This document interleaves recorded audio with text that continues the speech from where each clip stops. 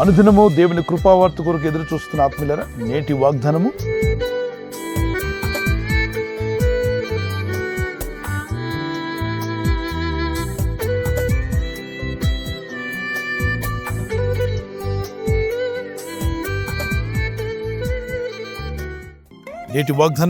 నెహెమ్యా 13:2. మన దేవుడు శాపమును ఆశీర్వాదంగా మార్చును. ఈ వాగ్దానం ఎత్తి ప్రార్థిస్తుండగా మీ మీద ఎవరైనా శాపాలు పలుకుంటే అవన్నీ ఆశీర్వాదంగా మారబోతున్నాయి.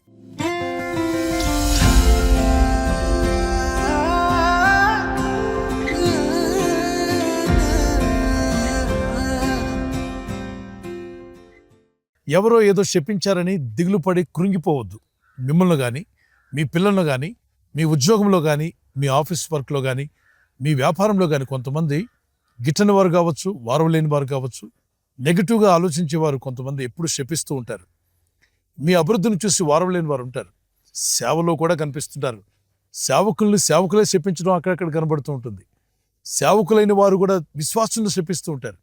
చాలా డేంజర్ అది వారికి నష్టం. ఒక మంచి నీళ్ల బావిలో నుండి చేదు నీళ్ళు వచ్చునా అని యాకోబు పత్రిక 3వ అధ్యాయంలో అన్నాడు. ఆశీర్వచనం రావాల్సిన నోటి నుండి శాపం ఎలా వస్తుంది? శపించేవారుగా మీరు ఉండొద్దు, మీరు ఆస్వాదించేవారుగా ఉండండి. మిమ్మల్ని శపించేవారిని దీవించండి కానీ శపించవద్దన్నాడు ప్రభు. దేవునికున్న నేచర్ మనలో ఉండాలని ప్రభు కోరుతున్నాడు. మనం దీవించేవారుగా ఉండాలి తప్ప శపించేవారుగా ఉండకూడదు. ఒకవేళ మీరంటే గిట్టని వారు, మీరంటే వారం లేని వారు మీ అభివృద్ధిని చూసి కొన్నిసార్లు శపిస్తూ ఉంటారు. అట్టి శాపాలకు ఉలిక్కి పడకండి. హేతువు లేని శాపము దిగదు అని రాయబడింది.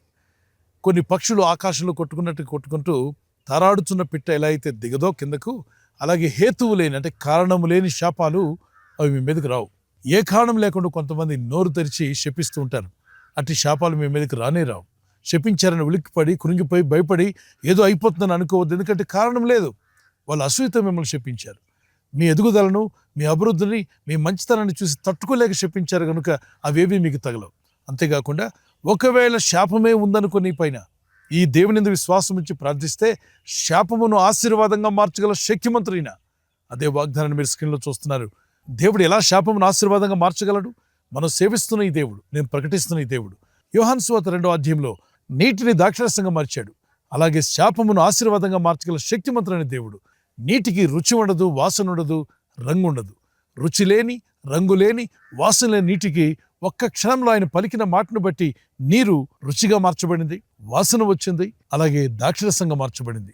పాపిని పరిశుద్ధులుగా మార్చాడు ప్రభు. ఆయన ఆజ్ఞాపించగా రోగులు ఆరోగ్యవంతులయ్యారు. 18 సంవత్సరాల రోగి నేలకు వంగిపోయి నడువు నొప్పితో బాధపడుతున్న బిడ్డకు వెంటనే స్వస్థత కలిగి లేచి నిటారుగా నడవగలిగింది. 36 సంవత్సరాలుగా మంచం పట్టిన వాడిని ప్రభు ముట్టి ఆయన ఆజ్ఞాపించగా వెంటనే అతను లేచి తన పరుపునెత్తుకుని పరిగెత్తడం ప్రారంభించాడు.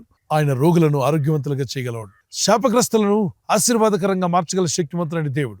ఈ లోకంలో ఎవరు కూడా ఆయన చేసే కార్యాలు చేయలేరు.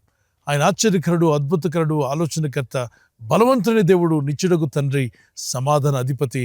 ఆయన నీకు తోడుగా ఉండి నడిపించగల శక్తివంతుడు. అయితే ఆయన విశ్వాసం ఉంచి ప్రార్థించు.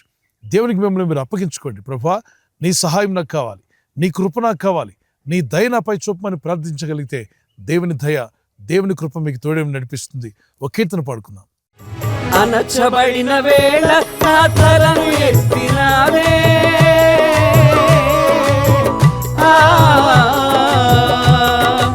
అనచబడిన వేళ నా తలను ఎత్తినావే, శిక్షించిన గొప్ప చేసేది నీవే, శిక్షించిన గొప్ప చేసేది నీవే.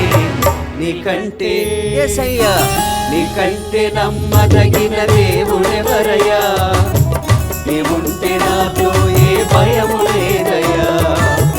నీకంటే నమ్మదగిన దేవుడెవరయ్యా, నీవుంటే నాతో ఏ భయము లేదయ్యా.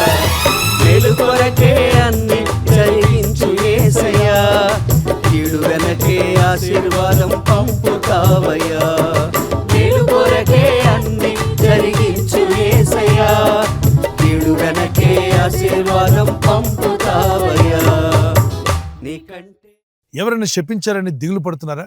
ఎవరి శాపాలు మీకు తగలకుండా కాపాడగల యేసు రక్తపు కోటలో మీరు కాపాడబడుదురుగాక.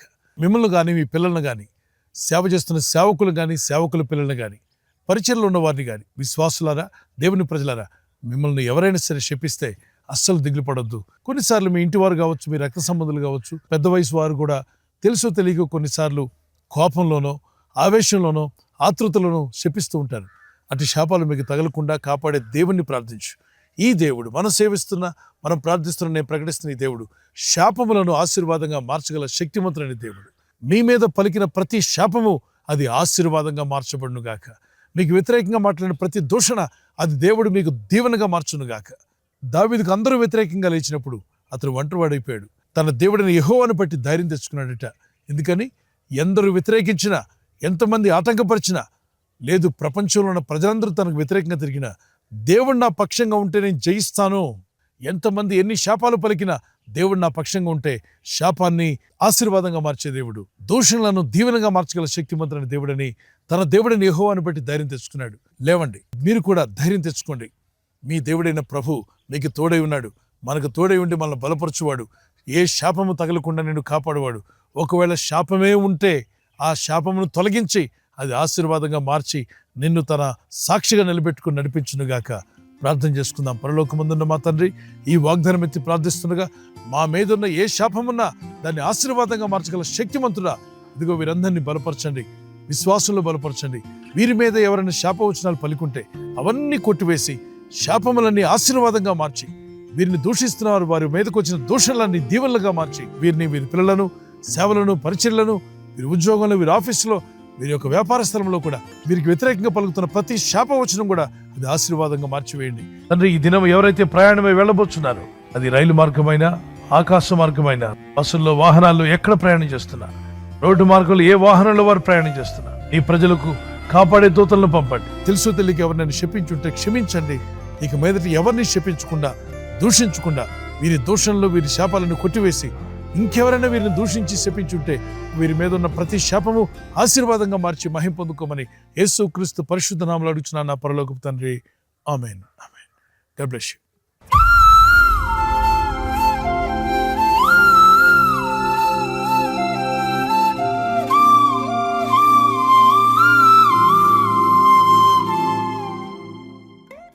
బర్త్డే జరుపుకునే వారికి మొదటి రాజులు 3:14 వచ్చిన first kings chapter 3:14 is your promise. I will give you a long life. నిన్ను దీర్ఘాయుష్మంతునిగా చేసేదను. ఎంత చక్కని వాక్యం. నిన్ను దీర్ఘాయుష్మంతునిగా చేసేదను. ఆయన రాకడ పర్యంతం మీరు దేవుని కొరకు జీవించాలని, వయసులో, జ్ఞానంలో, దేవుని దయలో పిల్లలు ఎదగాలని, పెద్దవారు మంచి ఆయురారోగ్యములు కలిగి జీవించాలని. We wish you all the best. Happy birthday to you. Many more returns of the day. May the Lord bless you and keep you. God bless you with this promise. Wedding anniversary జరుపుకునే వారికి Philippines 4:19, Philippi పత్రిక 4:19, దేవుడు తన ఐశ్వర్యం చొప్పున క్రీస్తు యేసునందు మహిమలో మీ ప్రతి అవసరము తీర్చును. మీ ప్రతి అవసరం, భార్య భర్తలుగా ఉన్న మీ జీవితాల్లో, మీ కుటుంబంలో, మీ ఆర్థిక విషయాల్లో, మీ పిల్లల విషయంలో ఏ అవసరం ఉన్నా యేసుక్రీస్తు నామములో తీర్చబడును గాక.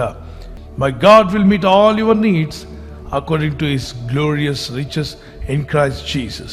ప్రభు కృపను బట్టి ఎవరైతే దేశ విదేశాల్లో కూడా ఏదో ఒక నీడ్తో ఉన్నారో ఆ నీడ్ అంతా తొలగిపోవాలని, మీకు దేవుని సహాయం అందాలని ప్రార్థిస్తున్నాం. మరి భార్య భర్తల మధ్యలో బంధం పెరగాలి, ప్రేమానురాగాలు పెరగాలి, ఆప్యాయత కలిగి ఉండాలి, భార్య భర్తకు లోబడాలి. అది ఆమెకు అది అలంకరణ. భర్త భార్యను ప్రేమించాలి, అది భర్తకు దేవుడిచ్చేటువంటి బలం.